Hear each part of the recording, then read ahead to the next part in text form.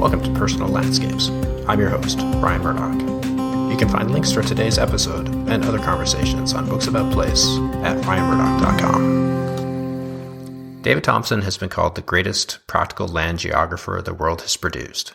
He traveled some 90,000 kilometers across North America in the late 1700s and early 1800s as a fur trader and surveyor, mapping 4.9 million square kilometers of wilderness. That's about 1/5 of the continent. All of this while living off the land, surviving harsh winters, and managing a profitable trading post. His work was so accurate that it remained the basis of all maps of the West for almost a century. You'll hear about how he plotted those maps from a moving canoe in this podcast. A keen observer of the natural and human world, Thompson spoke at least 4 indigenous languages and made detailed notes about the customs, politics, and spiritual beliefs of the First Nations peoples who shared their stories with him on his journeys. He saw more of the interior of British North America and knew it better than any man of his time. His contemporary, the great explorer Alexander Mackenzie, remarked that Thompson did more in 10 months than he would have thought possible in 2 years. And yet, a decade after he died in poverty and obscurity in Montreal, his achievements were largely forgotten. Thompson's biographer, D'Arcy Jenish, joins me today to talk about this remarkable man's life and work. I hope you enjoy our conversation.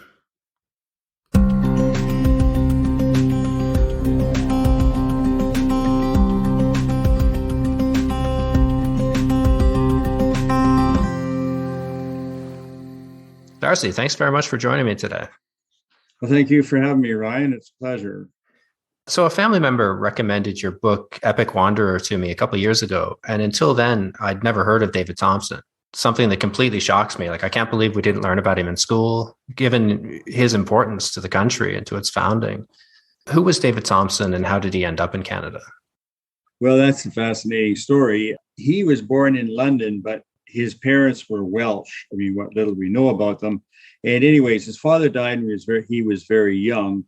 And he was in the Westminster Parish, I believe, and was sent to I think they're called the Greycoat School. And he was there for 7 years. So what would happen is every year around Christmas time or every other year, representatives of Hudson's Bay Company would come around to the Greycoat School and they would ask the masters to give us 2 of your most promising students. They were looking for what they call writers. These were just young kids who could read and write. So in that particular year, I guess it would have been Christmas 1783, Thompson would be 13 years old, going on 14. He'd been in school for 7 years. And the masters of the school pointed out Thompson and another kid as the 2 most promising students. So they went home for Christmas holidays, and the other kid never came back because he wasn't going to get shipped out to Hudson Bay. Thompson went back, and the following May, he's on board a ship sent off to Hudson Bay to York Factory, I believe, or Churchill House, whichever the one was way up north. I guess it was the further north Churchill factory. So that was the start of it. I mean, he just got shipped over there at age 14 and was put in a trading post. And he was what they called a writer, and he would just write down, he would keep track of the transactions. So that's how his life in the New World started. So was this a one-way journey? Did he ever go back to England? One way, yeah. He never did return to England.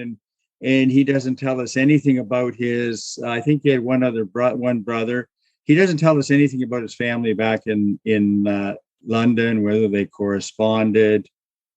It is one of the interesting things about Thompson. Really tells you that he was a man of a different age or era in which he was not interested in himself. He was interested in the world. And the world we live in today is selfies and Kardashians and all these crazy, where people are just self-obsessed. But in his day, it was the work that was important. So he never told us anything about his family background and stuff. And, and all through his, these voluminous journals he ended up keeping once he got really plugged into the New World and found his vocation there. It doesn't tell us, there's many questions that linger about things that we would be interested in. I wonder if that's because so much of the world was undiscovered at that point, and now yes, people obsess over themselves because everything seems known. Yeah, that could be. So it would probably help listeners if you could sketch out the world he found himself in. So what was Canada like at that time in 1784? Quebec, basically. New France. British had just conquered. We were in the conquest era, just post-conquest. I mean, so you had the settlement in the lower St. Lawrence Valley, and you were going to start getting an influx of loyalists coming in. This is 1784, right after the American Revolution.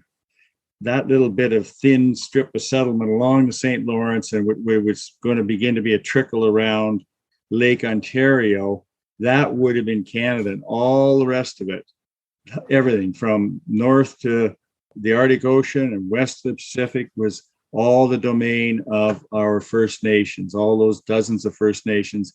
And the Hudson's Bay Company had a few trading posts along the west coast of Hudson Bay. The Hudson Bay Company was founded in 1670. They never went inland for the first century. They never started developing their network of inland posts. But that was starting to happen. You paint a fascinating picture in the book. You say that white men operated at the margins of a world dominated by First Nations, a world where rivers were the road to the interior. So the importance of the canoe to Canada can't be overstated. I mean, you often read criticisms of the New World, how, they didn't invent something as obvious as the wheel, but it was totally unsuitable to this geography. The canoe, however... That's certainly something I've never considered. I mean, although on the prairies and the Great Plains, the whole, they now know as the Western Sedimentary Basin that goes from basically, Beaufort Sea to the Gulf of Mexico, all that land, you could have used the wheel. But yeah, for the most part, to get through the interior, the northern plains where you've got the boreal forest, and that definitely the canoe was the only way to travel. And the waterways were definitely the highway into the interior throughout most of this period. For those interested in reading up on more about the canoe's importance to Canada, there's a really good book by Roy McGregor, Canoe Country. I read it quite recently. It's amazing. The central role of this means of transportation, like its materials have changed over the centuries, from birch bark to wood to, canvas, aluminum, Kevlar. But the basic design remains completely the same. That's really astonishing. So travel by canoe at this time would involve journeys lasting something like 8 weeks, 700 kilometers, tracking up rivers with strong currents and rapids, and portages and hordes of mosquitoes. I mean, what was it like to travel the way Thompson traveled? Well, incredible, really. It's incomprehensible in our era of bug spray and, screens and everything. But as a youngster, probably in his teens, when he was first going inland into the interior on these trading missions where they're taking their trade goods, they'd have to haul their hundreds of pounds, maybe tons of trade goods up these rivers, across these lakes, through these bogs and swamps. What I found fascinating was, though, that they would be on the river at 4:00 in the morning until 8. They paddled for 4 hours before they stopped for breakfast. And then, they'd go until almost sundown. I mean, it was a race to get up these rivers, and you'd be doing it in the early spring as soon as you could get upriver. And you wonder about the bugs. I mean, how they coped with that. I mean, there's a famous picture, like one of the few images we have of this sort of thing is the work of the artist Frances Ann Hopkins, who traveled with her husband into the interior with the Hudson's Bay Company in the 1800s.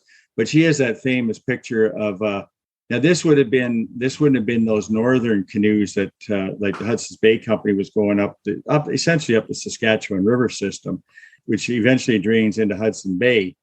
That's through the boreal forest and all that. The famous image of Frances Hopkins did was of, I think, what they called a canoe de maître, which is the master canoe, the big canoes that were going from basically Montreal to the head of Superior with the trade goods. And so you can see this canoe, that those things were 24, 26 feet long. And there's another picture she painted of them going through the rapids. And there might be 8 or 10 paddlers with a couple of tons of trade goods. And she's in the middle and her husband's in the middle. So these are the great big canoes because they were going up the Ottawa River the Ottawa River, Madawaska, into now Lake Nipissing, and down the French River into Georgian Bay. And then they got to go across Superior. This was that route there. So that was sort of the St. Lawrence system, Great Lakes system. But of course, the Hudson's Bay Company was parked on the bay and they would be going up these still very big rivers, but nothing like the St. Lawrence, and you're not crossing the Great Lakes. But they'd be in smaller canoes. But yeah, you say that the travel in those days would be just, by our standards, superhuman, extraordinary. That portrait of that Frances Ann Hopkins painted of just a canoe overturned on the riverbank and men laying on blankets on a pebble beach. You're sleeping on stone with a blanket under you. Lord only knows if it rains, if mosquitoes. I mean, what would it be like? It's incomprehensible. And these are dangerous journeys as well. Well, and that's the thing. Thompson had that horrible injury. I believe it was at Cumberland House. And when he was young, he was 16 or 17. It's not, by then he was keeping journals, I think, but it wasn't entirely clear how that accident happened. But he took a fall and broke his femur, I believe. And they thought he would die. They wanted to keep him at this trading post, but no, he insisted on being taken downriver. And it took him a year to recover. He was laid up for a year. But that's when he had this fortuitous encounter with Philip Turner, who was the Hudson Bay Company astronomer, they called him. And he was the fellow who taught Thompson how to do celestial navigation.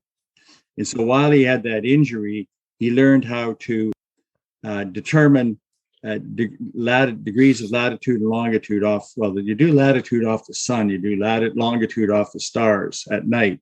And so Turner taught him how to do that. And that, of course, set his whole life in a totally different, gave him this other vocation almost of mapping. Where am I in this continent? The broken femur is quite a serious injury even today. And to give a sense of the kind of conditions they were living on or living under inland, you talked about living in these uninsulated cabins where fuel was scarce. They would have 2 fires a day. Frost built up to 4 inches thick on the walls of these wooden dwellings, and when not working, they had to go out and hunt for food. The wall of frost, I think, was on the first trading post. He was up on, I think it was Churchill. I was just something way up on the shore of Hudson Bay.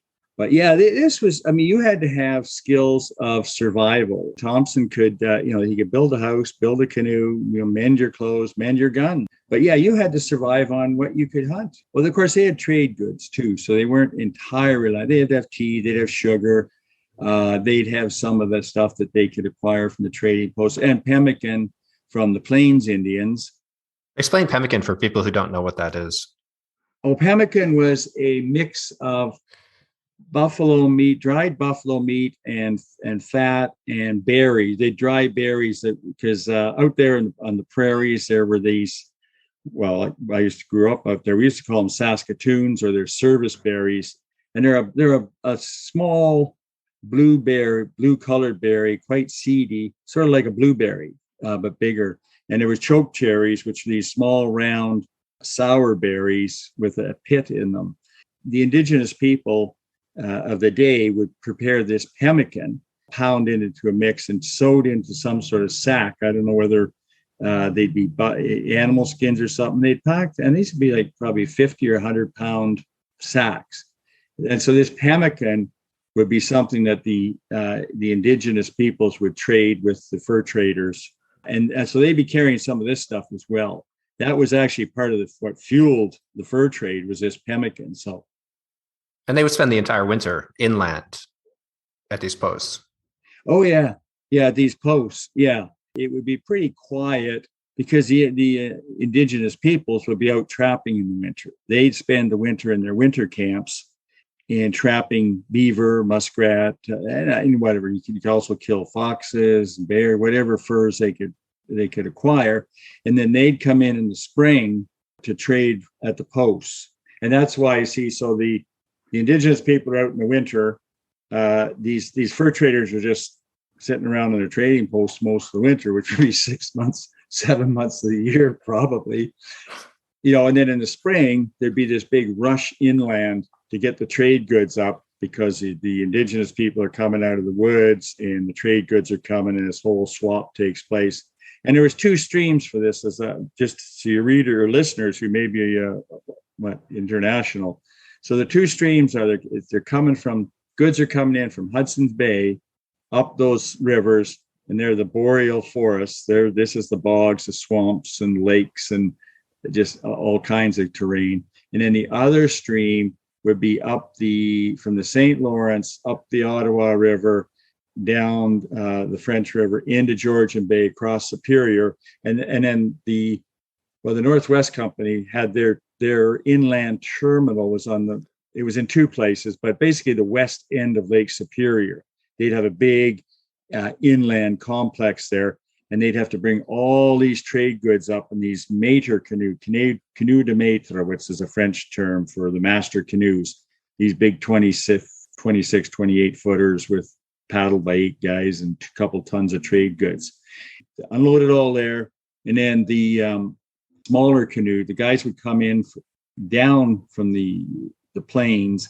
They'd come down to Superior with the furs. So the furs would go back to Montreal. The trade goods would go inland to the posts. And that's how it worked. So what was the importance of the fur trade to Europe? I mean, why go to so much trouble? The main thing was the felt. They used it in hats, basically. That's one part of it.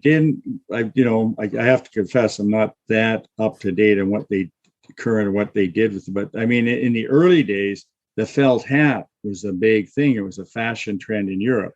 It was an underlayer of fur on a beaver that you could take out and weave into felt hats, and was one of the big drivers of the early fur trade. And the fur trade started, Hudson's Bay Company was founded in 1670. So that tells you how far back we're going.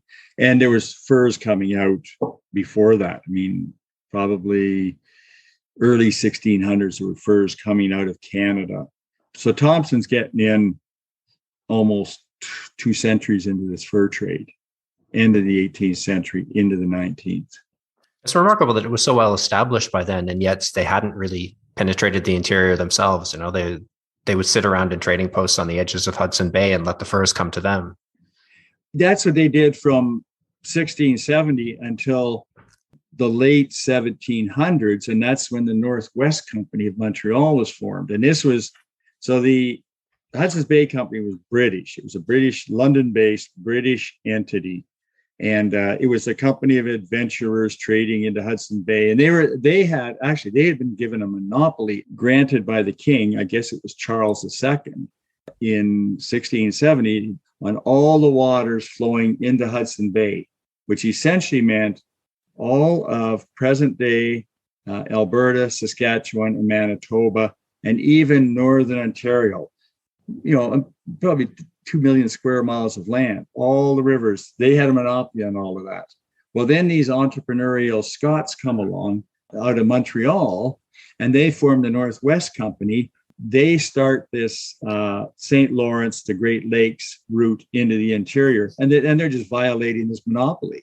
And the Hudson's Bay Company could not enforce its monopoly, so they suddenly got competition. These enterprising Scots built the first trading posts out started going into the interior, building posts in the interior out onto, present day Manitoba, Saskatchewan, Alberta, our western provinces. And that forced the Hudson's Bay Company to go inland to preserve their position, their prominence. And of course, the interesting thing is David Thompson started with the Hudson's Bay Company, and he was indentured. He was an indentured servant of the company for 7 years. So from age 14 till 21, I don't believe he wasn't paid a wage. At the end of each year, he would get a new pair of trousers and a couple of shirts. This is how they paid them.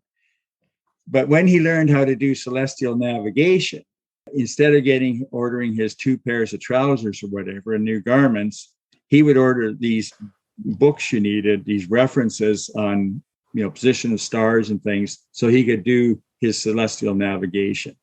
At some point, he got disillusioned with the Hudson's Bay Company because they weren't really interested in too much in exploration and map making and the things that were really starting to drive him. And so at some point, he crossed the street and goes over and joins the Northwest Company. And this is kind of not something very many people would do, especially he was British, Welsh, British origins. And these are Scots who are really using, and they're Scots and French Canadians, these, the French Canadian voyageurs, they call them. they'd be paddling canoes. And these are colorful characters. This is, again, the St. Lawrence trade. These are the guys who, I mean, they could paddle 60 strokes a minute, and they got these colorful red sashes they wore, and they'd have all these songs. They'd sing on the river all day. So he's going from this British-based organization, culturally, structurally, over to this more entrepreneurial, dynamic Northwest company, which is owned by Scots and really driven by French-Canadian muscle. You've described the competition between the two as a fight between an imperial and a colonial enterprise, between an old and a new way of organizing the business. And I found it interesting, too, that often these guys would meet in the interior, like their trading posts often weren't that far apart. So you're spending the winter up there, you maybe borrow a cup of sugar from the guys next door, and they began to socialize. So while the companies were kind of at each other's throats, the traders themselves were quite often in a friendly competition, it seemed. Yeah, there'd have to be some fraternizing and collegiality out there. I mean, again, like I said, it's interesting. They were at the margins of the Aboriginal world. I mean, they were a very small minority in a world controlled by Indigenous people, and they were competing tribes or nations, as they're now called. And so, yeah, I think there'd be a natural tendency to have some fraternization with fellow Europeans, and whether they were French or English or Scottish. And it's interesting, back in those days, they would view those French, English, and Scottish, we would consider them nationalities today.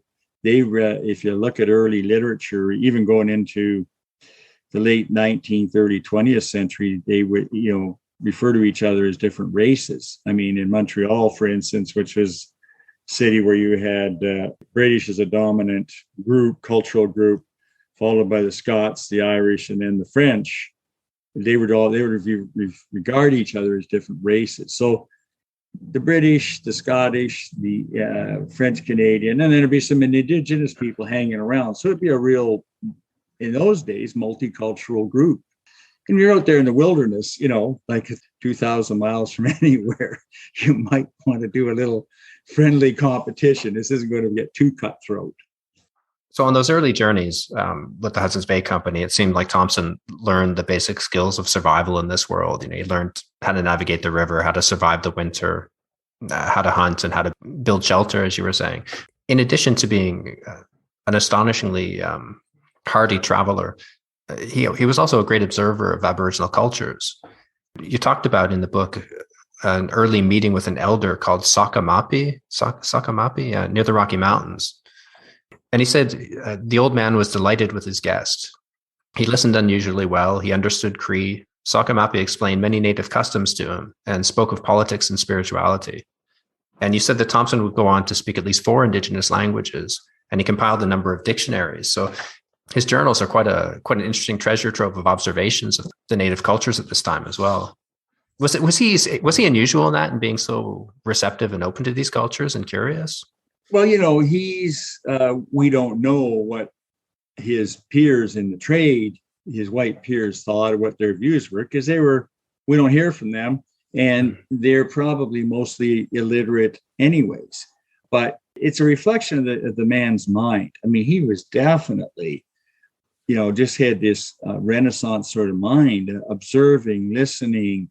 He acquired at least a working knowledge of Cree and Blackfoot when he traveled amongst these different, and he encountered so many different Indigenous groups. I mean, you couldn't learn all their languages, but it was obviously a very useful thing to do.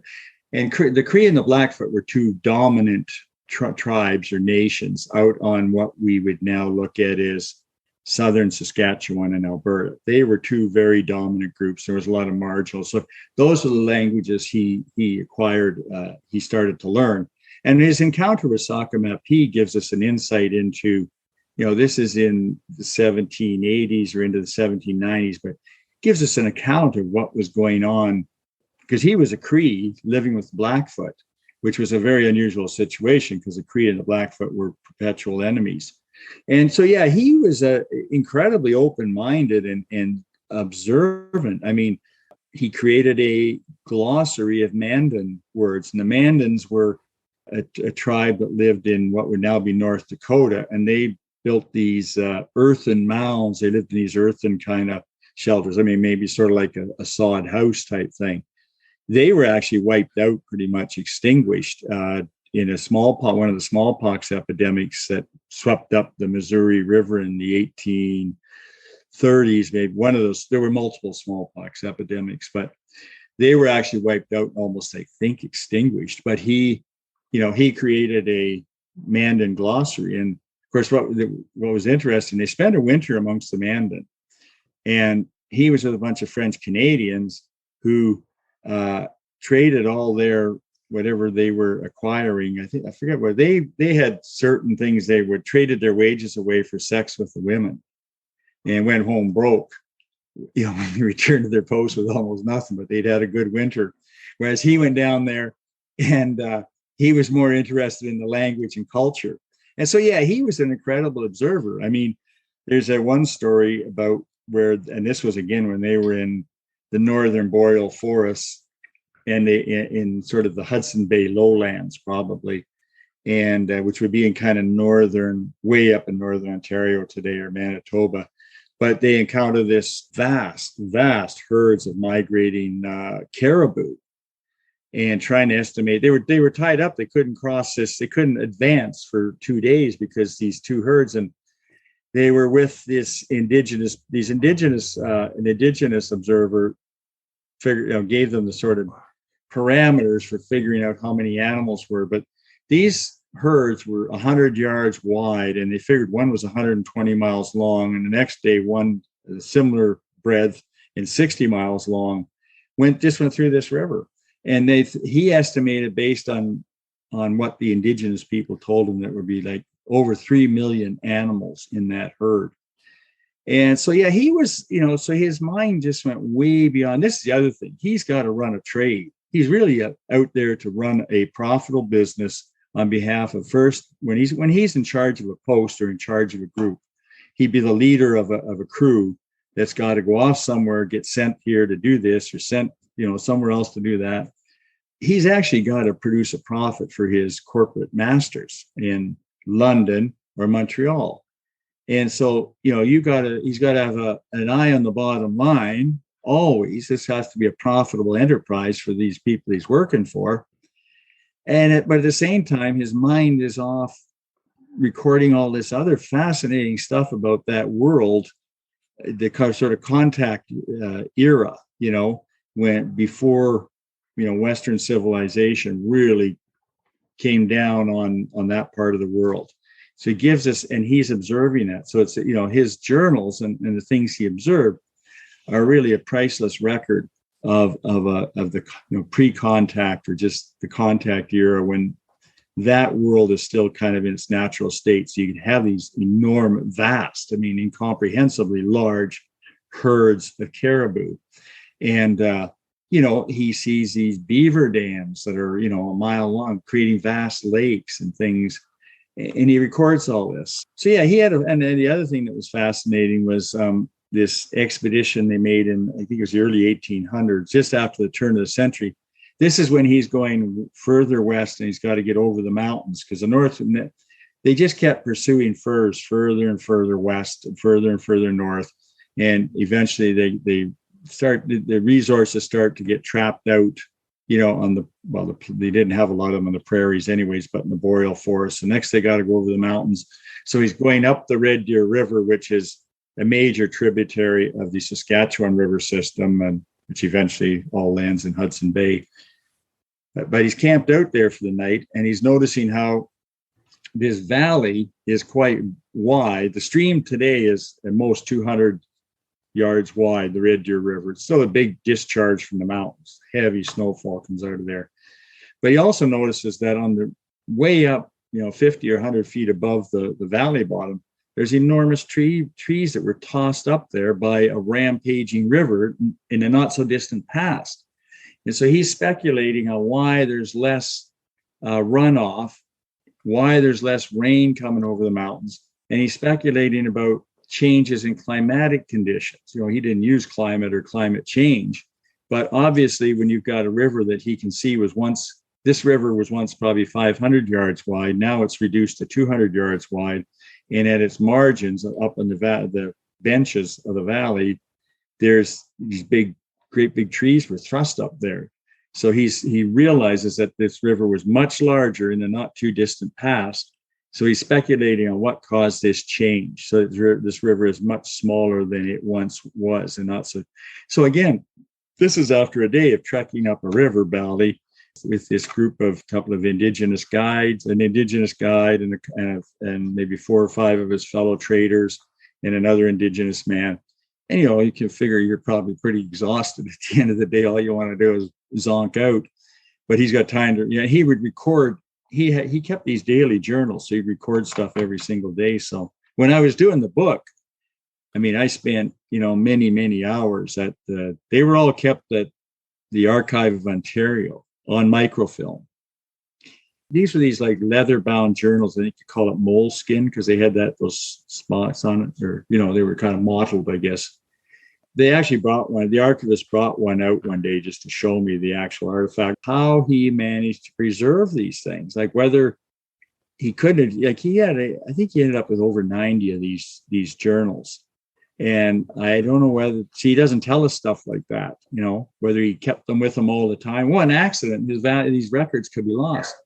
The world that Sakamapi describes and the world that Thompson brings down to us today, the indigenous world in Canada, it's very different from the Rousseau-like projections that we tend to cast on the past, of this civilization that was one of peace and harmony with nature until the evil colonialists came in and destroyed everything. But Sakamapi talks about wars between his group and a frontier tribe called the Snakes, who lived on the Great Plains. And because they were on the frontier, they were the first to get horses.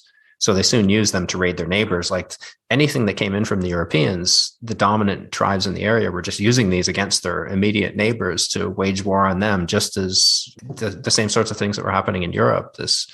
I thought that was really interesting. It's a very different picture than what we tend to project back onto these places.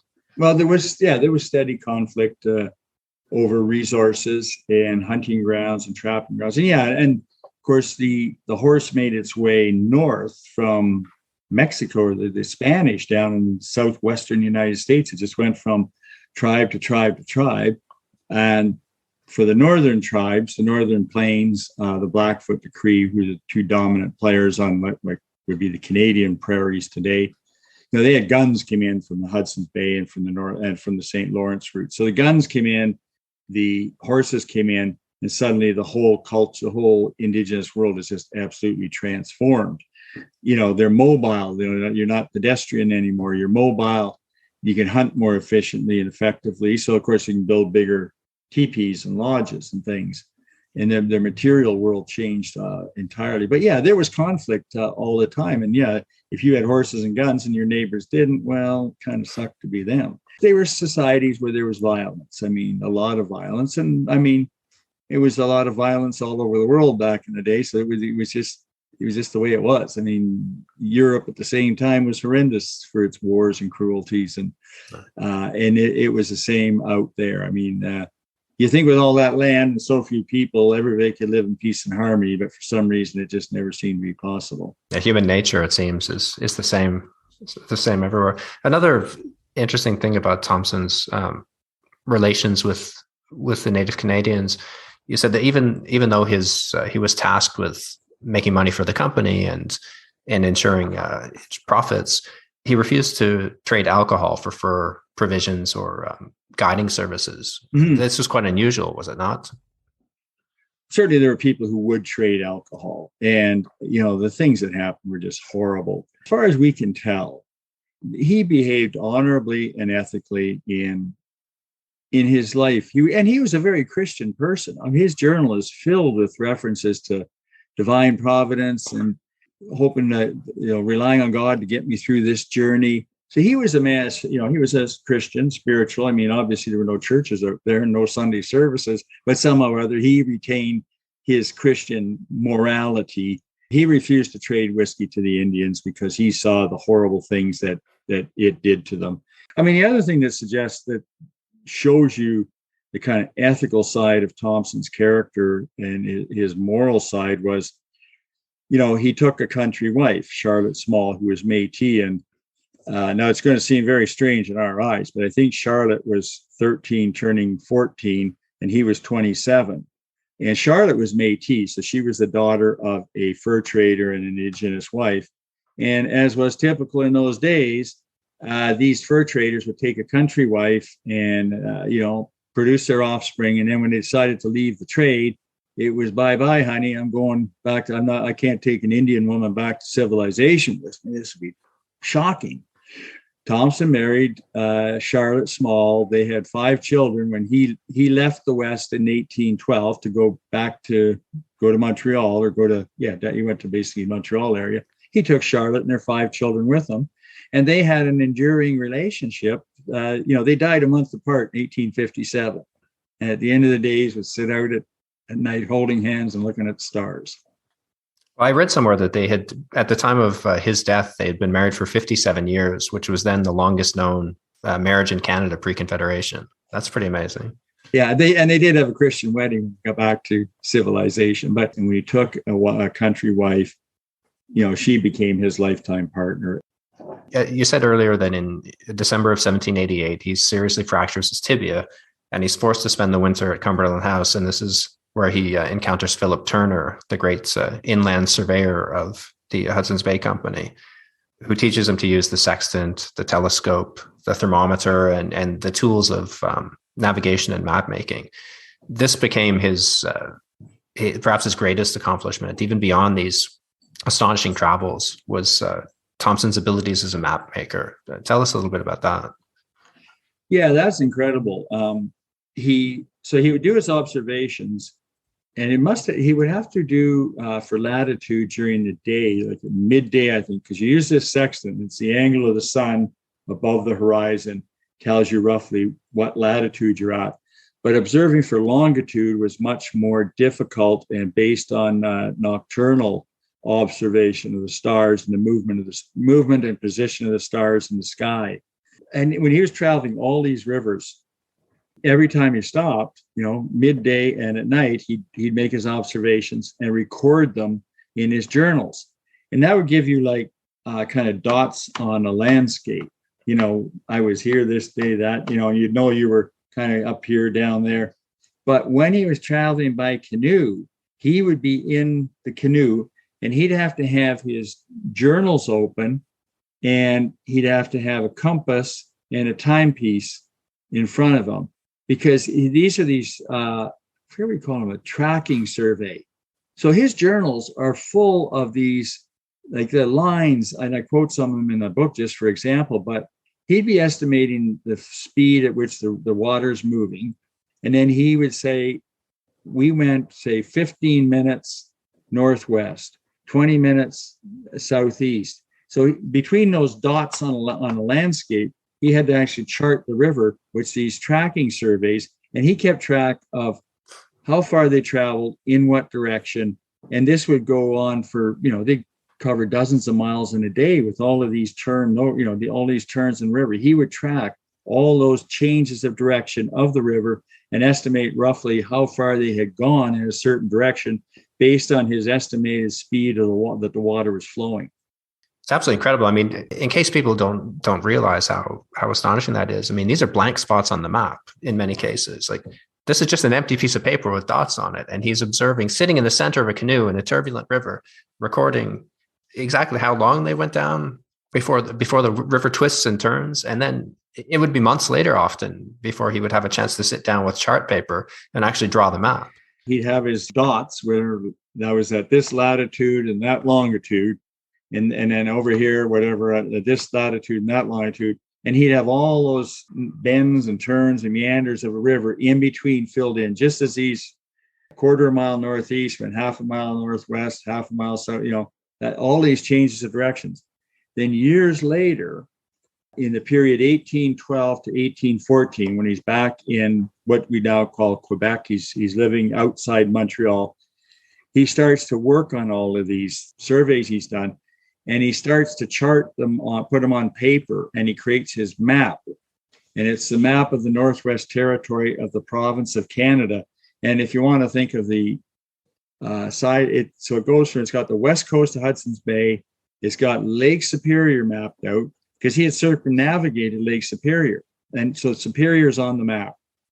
And then he's got the line of the Rocky Mountains, which is kind of on a diagonal, if you like. It's going sort of southeast corner of British Columbia and Alberta, going kind of northwest in a northwest jagged up towards Alaska.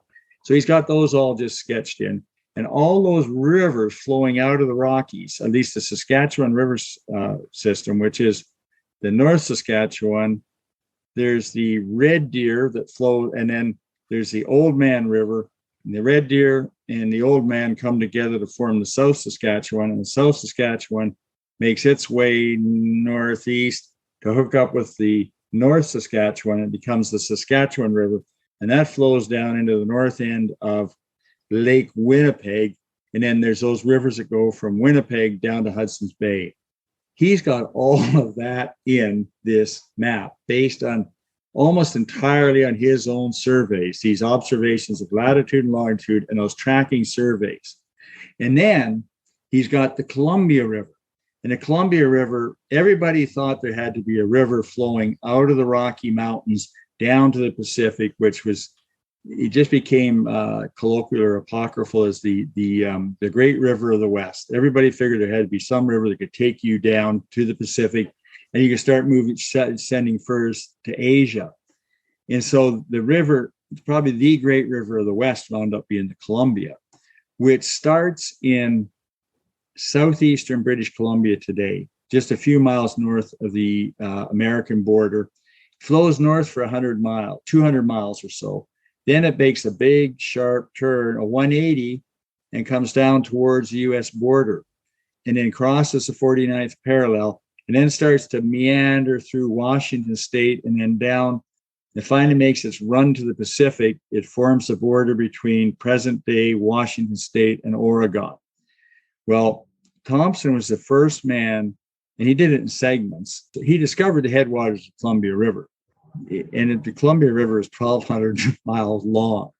And he was the first person to travel that whole river by, paddle that whole river. He went up and down in different times. And again, charting its path and has that on his map too. So the map goes from Hudson Bay to Astoria, Oregon today. It exits the, makes it, it's the mouth of the river is at Astoria, Oregon, right? It's the boundary between Oregon and Washington state. So when he's back in Montreal, he's back there 1812, living in the Montreal area from 1812 to 1850, he makes his map of the Northwest Territory of the province of Canada. And it's 6 feet 9 inches tall by 10 feet 4 inches wide. It's 25 pieces of paper glued together. First copy he made was for CEO of the Northwest Company. They wanted it for their inland post at the west end of Lake Superior. So it was shipped up there and posted on the wall of the great hall, their big meeting banquet hall where they did all their business. And so these guys could come in from the interior and look at this map. That's where I was. I was up here. So anyway, he made several copies of the map. And when I was doing my research, they had a copy on display at the Archive of Ontario, which was in downtown Toronto. And you just walked in the front door, and there was this big case on the wall, and there was a black curtain over it. And you pushed a button, and the curtain came back, and behind glass was the map. And it was sort of brown with age. But it's still incredible. I mean, sitting there looking at this thing, it's like the size of the wall of my apartment practically. Is that still there today? Can you still see this map? I don't know. Well, they've relocated. So I'm not sure whether they have it on display. I don't think they have it on display at the new location. They don't have it the way it was there. I mean, it was incredible. You could walk in there, push a button, and these curtains go back, and behind glass, here's David Thompson, one copy of David Thompson's map. Wow. And, you're sitting there looking at it, you say, yep, that's exactly what Superior looks like. Yeah, I can see the west coast of Hudson Bay. And, I've lived out west. I know those rivers just because I've, and writing the book. And I say, yeah, that is an accurate depiction. If I looked at a map today, if I held a map of Canada today with all those features, just those features, I'd say, yeah, that looks darn close to what on this contemporary map. That's what's so remarkable about his work as well, is I've read that his work was so accurate that it remained the basis of all maps of the West for almost a century. Yeah. He had a lot of misfortune in his later life. He went bankrupt. He ended his life in poverty and obscurity. Nobody really knew about him. You said at the outset, you never heard about him in school. Well, when he died in 1857, he was just unknown. He was obscure. Probably 10 or 15 years later, the government of Canada, well, in 1869, 1867, we have a Dominion of Canada formed. 2 years later, they purchased from the Hudson's Bay Company what was known as Rupert's Land, all those lands that were where the Hudson's Bay Company had their monopoly, all those lands that were drained by Hudson Bay. They purchased that massive territory from the Hudson's Bay Company without, of course, not a wink or a nod to the Indigenous peoples. So the government of the day has got this vast territory out there, which is now like Northern Ontario, Manitoba, Saskatchewan, Alberta, the Rocky Mountains. They don't have a clue what it looks like, this new government. We're down in Ottawa. So they start sending people, the Geological Survey of Canada, they start sending people out there to start mapping. And there's this guy, J.B. Terrell, who's out, spends a couple summers out there. He's fresh out of university. He's creating maps of little parts of the world. He goes back to Ottawa to draw his map. Somebody says, well, there's already a map of the whole place. It's at the Department of Crown Lands in Ontario. In Toronto, there's a whole map. Somebody's already done it. So he goes there and he finds this map. It's like mind-blowing. What? Here's a whole map. Who did this? This is like in, say, the early 1870s. This guy, David Thompson. Who? Who's David Thompson? Oh, well, he's got these journals. The Department of Crown Lands got 90 of his journals. Oh, yeah. And he wrote this narrative of his travels. Well, where is it? Has it ever been published? No. See, in 1845, when he was living in poverty in Montreal, he started writing a narrative of his travels, because a lot of other people have written them, the more famous people, and a lot of people who've been out, a lot of these fur traders who go out for a couple of years, go back to England and then write their journals. And some of them sold all kinds of books. They had big sellers. Poor old Thompson was the master of the whole place, spent 28 years out there and knew the place better than anybody. So he wrote a journal. He wrote a narrative. Well, it was never published. So this Terrell goes and says, well, where's the journal?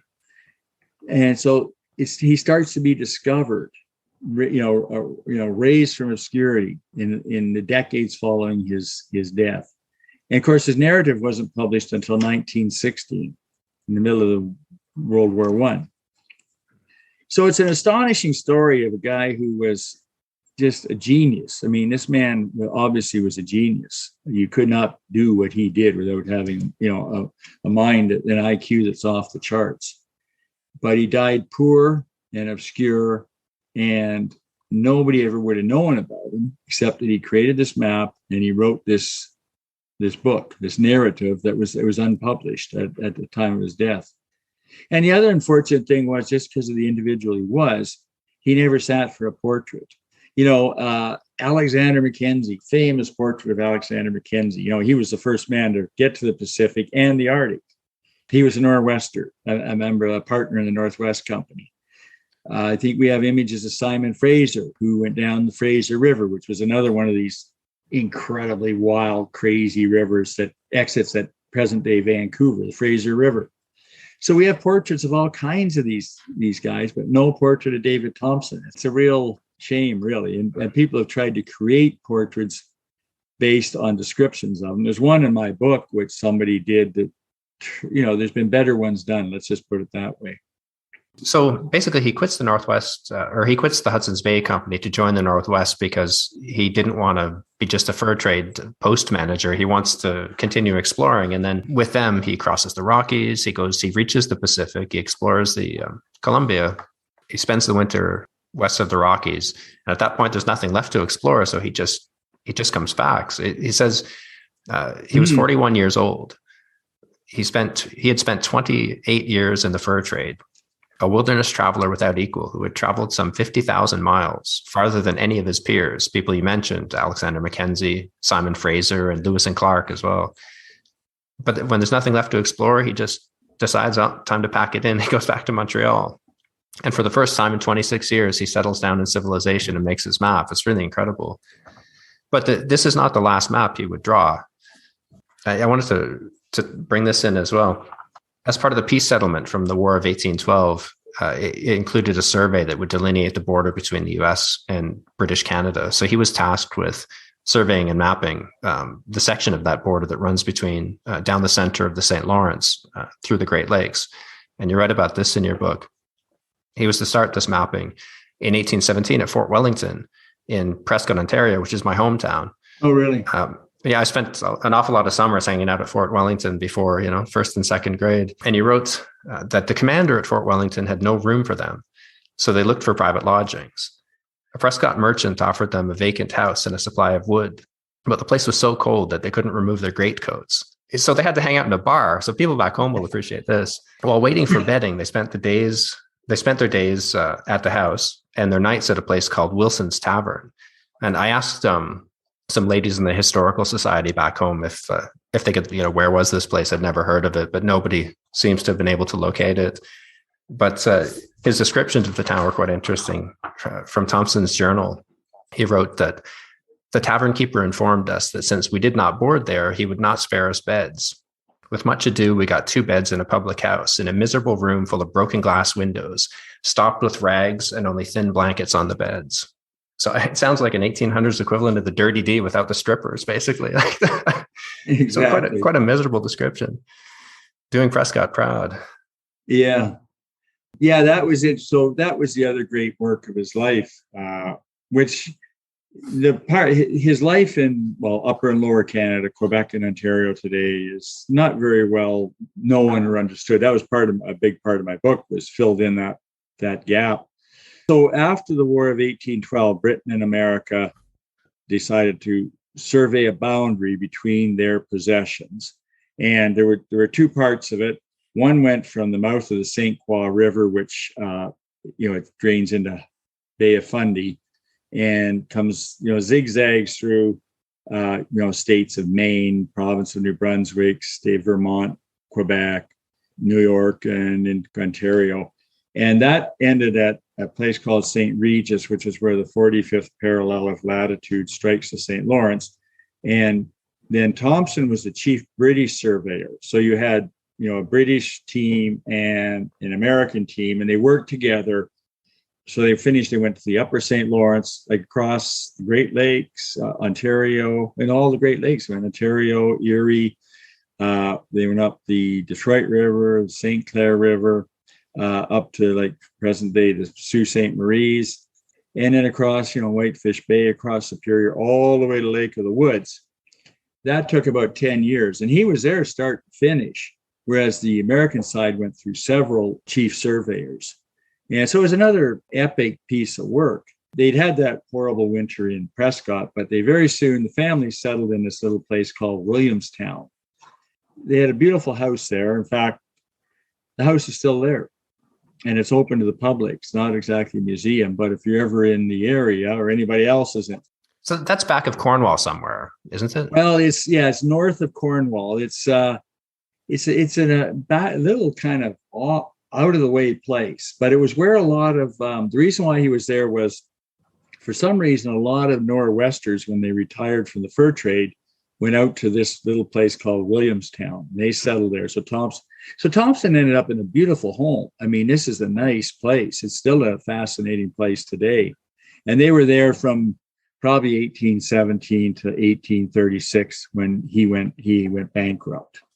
And then that's when they still had several young children. He and Charlotte and their family, they went to Montreal, and he was able to get some work that was reasonable for a number of years, but then he got down to the point where he was having to survey building lots and just do, just ham and eggs, nothing sort of surveys compared to this monumental work that he'd done, out west and then on the boundary survey. But they ended up in a beautiful place, a beautiful little town that's still there. It's a village still. It was a village then, and it's a village still. And Bethune-Thompson House, it's called, has been open to visitors for about 30 years. And I've been there many times, stayed there. It's a remarkable house because, so the Thompsons were there.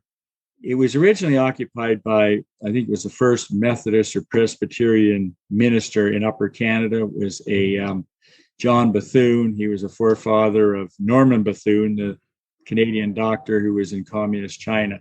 Anyway, so his family owned the house first, and the Thompsons bought it. And when he went bankrupt, it wound up being purchased by a family that owned a coal company in Montreal. They delivered coal to Montrealers. So that's what they did all winter. And in the summer, they just pastured their horses out there. They took their horses out to Williamstown to the house, and they just kept them out there as kind of a farm place. And it was in that family for 100 years, like 1836 to roughly the mid 1930s.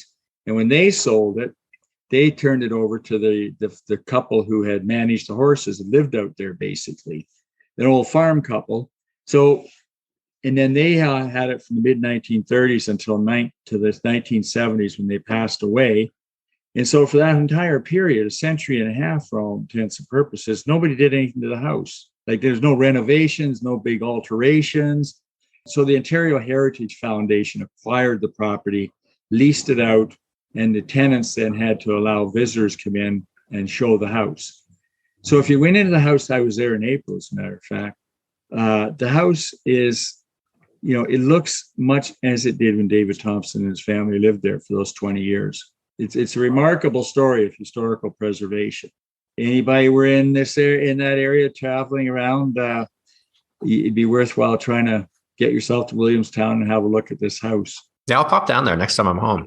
Yeah, it's really interesting. Yeah.